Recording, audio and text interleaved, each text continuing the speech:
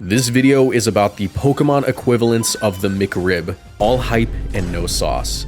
Well, except for the sauce, but don't act like you've ever eaten a McRib and gone, oh man, that was totally worth my money and time. No, Hisuian Zoroark is a low-tier fast food sandwich, and by the end of this video, you'll understand why that metaphor works perfectly. There's plenty of Pokemon that have been hyped up either because of their stats, abilities, or in one case, a video package telling us exactly how busted it'd be by the Pokemon company itself. But today, I'm going to be explaining the Pokemon that failed to live up to the expectations that were set for them and explain why they just don't actually work in competitive play.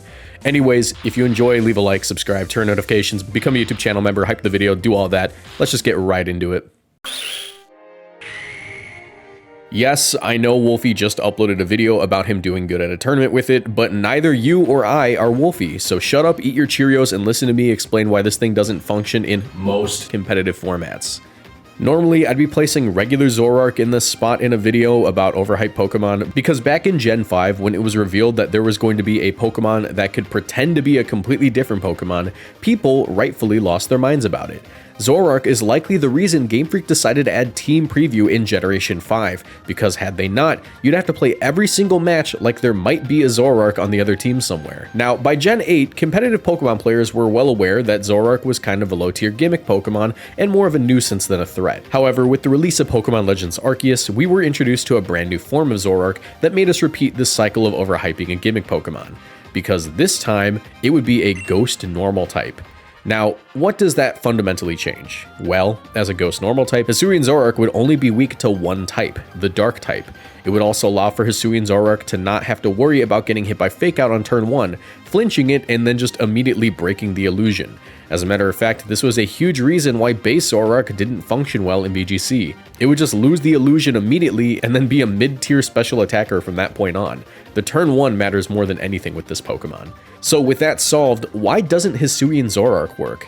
Well, it has less to do with Hisuian Zoroark and more to do with every other Pokemon in the game. As of Gen 9, a large amount of the top Pokemon in VGC have abilities that activate on switch-in and would be a dead giveaway that the Zoroark is not actually that Pokemon, effectively having Zoroark self-report on turn 1. And when you bear in mind that Hisuian Zoroark wants to pretend to be a Pokemon who complements it defensively to avoid getting one-shot, things get pretty dire. The Pokemon which Hisuian Zoroark would most benefit from disguising as is Incineroar, as it would be immune to fighting-type attacks aimed into it. However, since Intimidate won't activate, it's given away immediately. Rillaboom, another top-tier Pokemon, is off the table as it wouldn't activate Grassy Surge. All of the Ruinous Legendaries activate their abilities on switch-in, and any Paradox Pokemon would be a dead giveaway if Sun activates or if the team sheet reads that they're holding a booster energy. This leaves only a few notable options like the Urshifus, Ogerpons, Genies, and Ursalunas. The best option of these is without a doubt Ursaluna Blood Moon, as not only would Hisuian Zoroark likely share the Terra Normal with it, making it harder to call out even after it Terras, but it's the fact that Hisuian Zoroark is far faster and will attack when the opponent doesn't expect it to, which makes it a very deadly option. That being said, there's a grand total of like 2 people to ever take this Pokemon to a decent result, so all things considered, it's still a super underwhelming Pokemon. This channel is partnered with GamerSupps. If you want to support my work and get great tasting drinks, you can order GamerSupps through my link in the description down below or with code Moxie boosted at checkout for 10% off. GamerSupps is a caffeinated product that I recommend only to my 18+ viewers, but my link will send you to their caffeine-free product section just in case. Every product purchased through my link supports my channel financially, so I'd really appreciate the support. Now back to the video. Staying in Hisui for the time being, we need to talk about just how overhyped Kleavor was. Being a branched evolution in the Scyther line as an alternative to Scizor, Kleavor was bound to have solid stats overall, and it did, having a massive 135 attack stat, decent bulk, and serviceable speed. Kleavor had a lot going for it, but what caused people to actually want to use this guy was its brand new signature move in Stone Axe. Stone Axe was a 65 base power rock type attack that would set up Stealth Rocks on the opponent's side of the field, punishing any switches the opponent might make. Stealth Rocks are a major factor in singles battles as they allow for defensive plays to be punished not only by the chip damage of a resisted hit, but also the damage that the rocks would deal. And the fact that the rocks deal type-based damage means that Pokemon that are weak to rock type attacks will take 25% of their health in damage every time they switch in. And if they happen to be 4 times weak, they'll lose 50% of their health just for switching. The likes of Volcarona, Charizard, and other rock-weak Pokemon are forced to run heavy-duty boots in most singles matches, or always be preceded by another Pokemon attempting to remove the rocks from the field via defog or spinning. In VGC, however, most matches are so fast-paced that rocks have never been a huge factor, and they're hardly ever seen in serious competitive play because of this. Even though the best Pokemon in the game is a rock-weak pivoter that switches what feels like every other turn. I'm not joking, there's serious discourse on whether or not Incineroar's best move is anything that switches it out. So when VGC players found out that not only would Kleavor have a move which allows it to deal damage and set up stealth rocks, but it would even have an ability which gives this move a 50% boost in power, they obviously saw serious potential in the Pokemon. However, Kleavor has seen basically no competitive success in VGC, with its best finish being 73rd place at the Lille Regional Championships on a team piloted by Daniel Hernandez Espinosa. This was notably a Regulation H tournament, which is a lower power format that banned Paradox and Legendary Pokemon. So why doesn't Kleavor work even in this lower powered environment? Well, it's simply just opportunity cost. Kleavor would be able to click Stone Axe and set up Stealth Rocks, but the fact of the matter is, it's still easily outsped and one-shot by many Pokemon in the game. These Pokemon include Urshifu, Scarf Goldengo, and it even has the potential of being one-shot by Jolly Rillaboom's Woodhammer, a Pokemon which Kleavor should hypothetically beat on paper as it's a bug type with sharpness boosted X-Scissor. And granting Kleavor a Focus Sash to circumvent its frailty means that you're not giving that Focus Sash to a more powerful Pokemon that doesn't need to be babied the whole match to ensure it does something substantial. Also, while VGC matches are known for the amount of switching required to get an advantageous board position, it's not nearly as much switching as will happen in a singles match or even an older gen VGC match, as many modern teams are just hyper-offensive cores meant to lead off and take as many KOs as quickly as possible these days. So Kleavor is kind of just left kicking rocks. I think the Gen 9 hype cycle was arguably the strongest of them all, since we got trailers dedicated to some Pokemon's moves and abilities, and Gen 9 was certainly the gen that did the best job of making sure each Pokemon had a very distinct identity, to the point where it seems like almost every Gen 9 Pokemon has some sort of signature move, ability, or gimmick to them, and Cyclizar was no exception. When it was revealed that Cyclizar would get access to a move called Shed Tail, which not only creates a substitute but passes it to a Pokemon being switched in, many players were reasonably concerned. I mean, a Pokemon setting up a substitute for themselves from their own HP is one thing, but a Pokemon giving a substitute to another could cause some issues.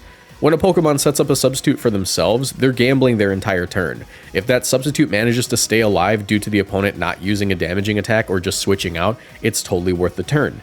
But if that substitute gets broken on that same turn, that turn is kind of wasted. But since Cyclizar passes its own substitute to another Pokemon, not only does that Pokemon get to keep its full HP, but if the opponent plays passively on that turn, it can be difficult to stop the incoming sweep. On top of all of that, Cyclizar was revealed to have a great 121 base speed stat and the ability Regenerator, meaning each time it switched out, it would regain 1/3 of its maximum health, allowing for it to get more Shed Tails off than any other Pokemon. So, with so much going for it, what went wrong? Well, let's start with the obvious. Cyclizar's stats are awful. 121 base speed is incredible, but it's lacking in just about every other department. With just 70 HP, the substitutes it sets wouldn't have much bulk to them, and 95 attack, 85 special attack, and low defenses means it likely won't be able to function on its own. Cyclizar is basically just a walking Shed Tail machine. That's its entire purpose. And to be honest, while initially its speed may seem like an upside, it ended up making it a less reliable Shed Tail user than the alternative of Orthworm. Due to the frailty of the substitute off Cyclizar's 70 HP, and the fact that Shed Tail would likely go before the opponent's attack more often than not, the Shed Tail would end up just being a safe switch button, as the sub would just get broken that same turn. Meanwhile, Orthworm's low speed and high bulk means that it'll move second, but still get the Shed Tail off, guaranteeing that the Pokemon switching in will get full value off of that substitute. Not to mention the fact that Orthworm can actually function as its own Pokemon and not just have that singular role in passing substitutes. It can do stuff like Iron Defense Body Press and even just sit next to an Earthquake spamming partner and regain health. It's actually quite a strong option in some formats. So yeah, overall, Cyclizar is just a glorified switch button, in doubles at least. In singles, it's far easier to get value out of a Shed Tail. You know, believe it or not, there was a time when people were legitimately concerned that Wo-Chien could be a very strong Pokemon. Hindsight is 2020. But when I say it all out loud, it'll make a little bit more sense. At the release of Scarlet and Violet, we were shown a Pokemon with solid bulk overall, a Spore immunity, Prankster immunity, knockoff, Snarl, Leech Seed, and an ability which passively decreases the attack stats of every Pokemon on the field. And this attack drop wasn't like other attack drops. This couldn't be bypassed with a crit, and it would even decrease the attack stat of a Pokemon with maximized attack. It was basically just a permanent Intimidate. Well, not quite permanent. You could just annihilate the snail to get rid of it, and lo and behold, annihilating the snail wasn't actually that hard to do. Yeah, as it turns out, Grass Dark isn't a great defensive typing, and it actually just gets more difficult to justify running it when Scarlet and Violet gave us 2 even better Grass Dark Pokemon in Meowscarada and Brute Bonnet. Like, you'd imagine it wouldn't be that hard for a bulky Grass type with recovery tools and a permanent attack debuff to survive hits, but when everyone and their mother has access to U-Turn, a move that it's 4 times weak to, things probably aren't going to go so well for Mr. Snail. Wo-Chien only has a few niche uses in VGC so far, but the most successful purpose for it was to Pollen Puff partner Kyogre's to ensure that Water Spout would always be at or near maximum power. It would also be able to decrease incoming physical attacks damage, which paired super well with Assault Vest Kyogre's. Ultimately though, it was still a very niche purpose and kind of just went on to prove how mid Wo-Chien would be. Trust me, I know, I used it at the World Championships. We can go over this a million times, but I'm probably never doing that again. Well, maybe. It's actually kind of crazy just how bad Wishiwashi is when you take a look at its stats, because on paper, this thing is ridiculous. 140 attack, 130 defense, 140 special attack, 135 special defense, and just 30 speed. It seems to me like we've got a certified Trick Room demon. There's no reason this thing shouldn't be top tier. Just kidding. It's a drawback Pokemon, you know, like Palafin, Slacking, and Regigigas. Crazy, right? Wishiwashi has the ability Schooling, which causes it to revert to its solo form if it falls below 25% of its max health. But with stats like this, it can't be that easy to get it down to 25% health, right? Hey, check this out. Yup, that is a 45 base HP stat. One of the lowest in the game, and trust me dude, it doesn't matter how high those defenses are, if you're rocking an HP stat that low, you're gonna have trouble tanking hits. This means it's actually pretty trivial to neutralize Wishiwashi in competitive matches, just like hit it once and suddenly it's not so strong.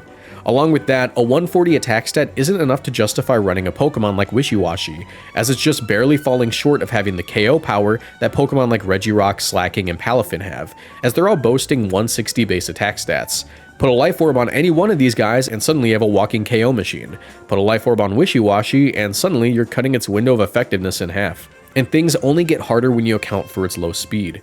Yeah, it's a great Trick Room speed tier, but the other drawback Pokemon have 100 base speed, meaning that they require far less setup to get going. Making things even worse is the fact that in Gen 9, we now have Pokemon like Grassy Glide Rillaboom and Thunderclap Raging Bolt, preventing Wishiwashi from being safe even if it manages to exist in Trick Room. So I really don't see Wishiwashi ever being viable anytime soon, but we can hope that it gets some kind of buff in the future. Okay, so you know how in WWE, when they debut a new wrestler, they do vignettes to let you know how tough the wrestler is and how long-lasting their impact on the company would be? Well, this guy is basically Pokemon's version of Kizarny, a guy who talked like a carny and had a grand total of 2 matches in the company. Still undefeated, by the way. My name is Kizarny. You're definitely thinking, there's no way anyone would ever think that Crabrawler would be broken in competitive Pokemon, right? Well, you're wrong, because the Pokemon Company outright told us it would be via a video showcasing it one-shotting the likes of Landorus, Mega Kangaskhan, and Cresselia. They even showcased this at the 2016 World Championships, so they definitely knew they were trolling competitive players when they made this announcement. How could a fighting type do all that? It had to have some kind of crazy ability or absurd stats, right? Maybe it was another drawback Pokemon. No, none of that. They literally just lied. Crabrawler wasn't even a fully evolved Pokemon. As a matter of fact, it would evolve into Crabominable, another pretty underwhelming Pokemon that didn't manage to make a splash in any competitive format until maybe Pokemon Champions, now that it has access to a Mega Form. But yeah, Pokemon lied about Crabrawler once, for like, no reason. Anyways, that was just a quick video about Pokemon that failed to live up to the hype that was set up for them, either by fans, leaks, or for some reason the Pokemon Company themselves. But were there any Pokemon that you thought would be overpowered that underwhelmed you? Let me know in the comments section below. If you enjoyed, be sure to leave a like and subscribe. It'd mean the world to me. If you want to support me further, you can check out my Patreon page or become a YouTube channel member by clicking the join button below. This will get you access to exclusive content and access to my supporter-only Discord server, where we hang out and do little tournaments with other community members. You can access that through Patreon or a channel membership. You also see your name at the end of all my videos like all these other people. Special thanks to my most boosted supporters, Avatar67 and Club, for their generous pledges. If you want to support me further, you can check out the playlist on screen right now. I know you'll find something in there that you'll enjoy, and I have a second channel where I talk about the current VGC metagame trends and a Twitch channel where I stream. Or you can just tune into my live streams on this channel at 6 p.m. CST, Monday, Tuesday, Thursday, and Friday. Thank you all for watching, and I'll see you in the next video. Bye.